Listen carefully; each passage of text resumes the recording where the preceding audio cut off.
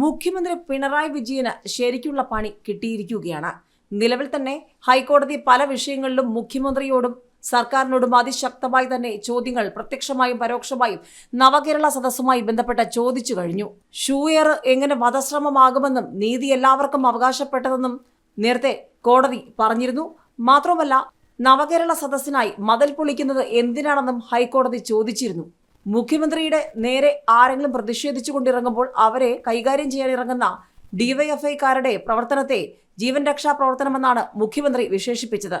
അതേസമയം കേരള ഗവർണർ ആരിഫ് മുഹമ്മദ് ഖാന് നേരെ SFI കരിങ്കൊടി കാണിച്ചതും പ്രതിഷേധിച്ചതും അതിന് പിന്നാലെ മുഖ്യമന്ത്രി നടത്തിയ പ്രസ്താവനയും ഒക്കെ എന്ത് എന്ന വിമർശനം കേരളത്തിലെ മാധ്യമങ്ങളും പ്രതിപക്ഷവും സോഷ്യൽ മീഡിയയും ചോദിച്ചുകൊണ്ടിരിക്കുമ്പോഴാണ് ഇതാ ഗൺമാന്റെയും അംഗരക്ഷകരുടെയും വക അടുത്ത കുരുക്ക് മുഖ്യന്. ഏതായാലും പുതിയ വിഷയത്തിൽ ഹൈക്കോടതിയിൽ വീണ്ടും മുഖ്യന് മറുപടി പറയേണ്ടി വരുമോ?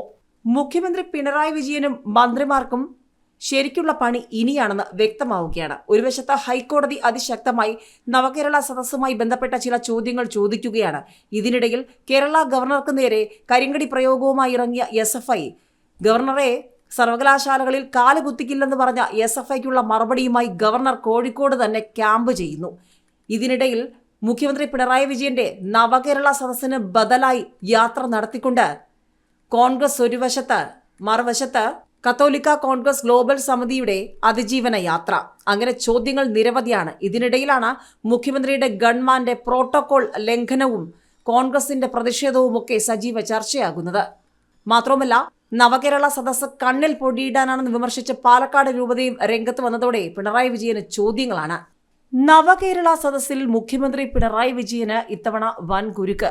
മുഖ്യമന്ത്രിയുടെ ഗൺമാൻ പ്രതിഷേധക്കാരെ മർദ്ദിച്ചത് പ്രോട്ടോകോൾ ലംഘനം. ഗൺമാൻ വണ്ടിയിൽ നിന്നിറങ്ങിയത് മുഖ്യമന്ത്രിയുടെ വാഹനം പോയ ശേഷം സുരക്ഷാ വ്യൂഹത്തിന്റെ ഭാഗമായ വാഹനം ഇതിനായി നിർത്തി. റോഡിലെ പ്രതിഷേധക്കാരെ നേരിടേണ്ടത് ലോക്കൽ പോലീസ്. ആലപ്പുഴയിൽ മുഖ്യമന്ത്രിയുടെ വാഹനത്തിന് നേരെ കരിങ്കൊടി കാട്ടിയ യൂത്ത് കോൺഗ്രസ് പ്രവർത്തകരെ മുഖ്യമന്ത്രിയുടെ ഗൺമാന്റെ നേതൃത്വത്തിൽ തല്ലിച്ചതച്ചത് പ്രോട്ടോകോൾ ലംഘനം. മുഖ്യമന്ത്രിയുടെ വാഹനം കടന്നുപോയ ശേഷമാണ് സുരക്ഷാ ഉദ്യോഗസ്ഥർ ചാടിയിറങ്ങി സമരക്കാരെ ലാത്തികൊണ്ടടിച്ചത്. മുഖ്യമന്ത്രിയുടെ സുരക്ഷാ വ്യൂഹത്തിന്റെ ഭാഗമായ വാഹനം ഇതിനുവേണ്ടി നിർത്തിയിട്ടു. റോഡിലെ പ്രതിഷേധക്കാരെ നേരിടേണ്ടത് ലോക്കൽ പോലീസിന്റെ ചുമതലയാണ്. VIP-കളുടെ വ്യക്തിഗത സുരക്ഷയാണ് ഗൺമാന്മാരുടെ ജോലി.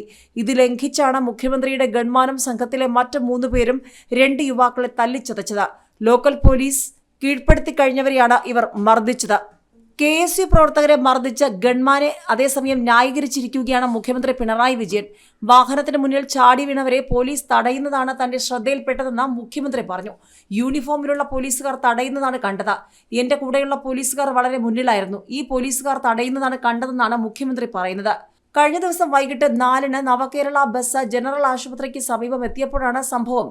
KSU യൂത്ത് കോൺഗ്രസ് പ്രവർത്തകർ ബസ്സിന് സമീപമെത്തി യൂത്ത് കോൺഗ്രസ് സിന്ദാബാദ് എന്ന മുദ്രാവാക്യം മുഴക്കി.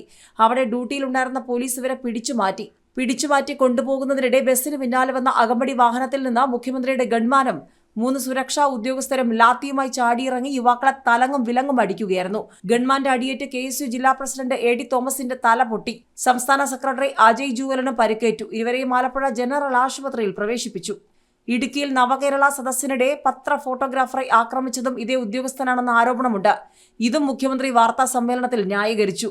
എന്റെ കൂടെയുള്ള അംഗരക്ഷകർ എന്ന് പറയുന്നത് എനിക്ക് വേറെ ഒന്നും സംഭവിക്കരുത് എന്നതിന്റെ ഭാഗമായിട്ട് നിൽക്കുന്നവരാണ്. ഒരിടത്ത് സംഭവിച്ചത് ഞാൻ കണ്ടു. ഒരാൾ ക്യാമറയും കൊണ്ട് തള്ളി ഇങ്ങ് വരികയാണ്. അത് സാധാരണയിൽ നിന്നും വ്യത്യസ്തമായാണ് വരുന്നത്. അയാളെ തള്ളി മാറ്റുന്നത് ഞാൻ കണ്ടിരുന്നു. എന്റെ തൊട്ടടുത്താണ് ഗൺമാൻ അനിൽ അപ്പോഴുള്ളത്. അതാണ് നിങ്ങൾ കഴുത്തിന് പിടിച്ച് തള്ളലായി മാറ്റിയത്.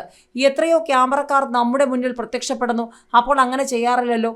ഇത് നേരെ പിന്നിലേക്ക് വരികയാണ്. ആ ഘട്ടത്തിലാണ് അയാളെ തള്ളി മാറ്റുന്നത് കണ്ടത്. ഇത് സ്വാഭാവികമാണ്. അതിനല്ലേ ഗൺമാൻ ഡ്യൂട്ടിക്കുള്ളതെന്നാണ് മുഖ്യമന്ത്രി പറയുന്നത്. താൻ മരിച്ചു കിട്ടണമെന്ന് ആഗ്രഹിക്കുന്നവർ മാധ്യമപ്രവർത്തകരുടെ കൂട്ടത്തിലുണ്ടെന്നും മുഖ്യമന്ത്രി പറഞ്ഞു. ഒരു വാഹനാപകടം ഉണ്ടായിട്ടും ഇയാൾ മരിച്ചു കിട്ടാത്തത് എന്താണെന്ന് ചോദിച്ചവർ നിങ്ങളുടെ കൂട്ടത്തിലുണ്ടല്ലോ. അങ്ങനെയുള്ള വികാരത്തോടെ ആളുകൾ പാഞ്ഞെടുത്താൽ സ്വാഭാവികമായി മാറ്റുമല്ലോ. അതിന്റെ അർത്ഥം നിങ്ങൾ എല്ലാവരും ഞാൻ അപകടപ്പെടണം എന്ന് വിചാരിക്കുന്നവർ ആണെന്നല്ല. നിങ്ങളുടെ കൂട്ടത്തിൽ അങ്ങനത്തെ ആൾക്കാരുമുണ്ടെന്ന് മുഖ്യമന്ത്രി കൂട്ടിച്ചേർത്തു. ഇതിനിടെ യൂത്ത് കോൺഗ്രസ് പ്രവർത്തകരെ മുഖ്യമന്ത്രിയുടെ ഗൺമാൻ മർദ്ദിച്ചതിനെ ന്യായീകരിച്ച് മന്ത്രിമാരും രംഗത്ത് വന്നു.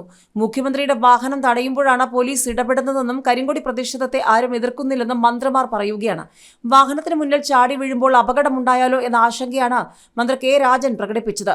അപകടമുണ്ടാക്കാൻ ശ്രമിക്കുന്നവരെ മാറ്റുമ്പോൾ പിടിവലി ഉണ്ടാകുമെന്ന് ആന്റണി രാജുവും പറഞ്ഞു. ഇതിനിടെ സംസ്ഥാന സർക്കാരിന്റെ നവകേരള സദസ്സ് ചിലരുടെ കണ്ണിൽ പൊടിയിടാനുള്ള യാത്രയാണെന്ന പാലക്കാട് രൂപതാ ബിഷപ്പ് മാർ പീറ്റർ കൊച്ചുപുരയ്ക്കൽ. പലർക്കും സംസ്ഥാനം എങ്ങനെയിരിക്കുന്നു, നിയോജക മണ്ഡലങ്ങളിൽ എന്ത് നടക്കുന്നു എന്ന് കാണാനുള്ള യാത്രയാണിത്. അതൊരു പുനരുദ്ധാരണ യാത്രയല്ലെന്നും ബിഷപ്പ് പറഞ്ഞു. നവകേരള സദസ്സിന്റെ ഉദ്ദേശങ്ങൾ നല്ലതായിരിക്കാം, എന്നാൽ ഇതെല്ലാം എത്രത്തോളം സഫലമാകുമെന്ന കാര്യത്തിൽ സംശയമുണ്ടെന്നും അദ്ദേഹം കൂട്ടിച്ചേർത്തു.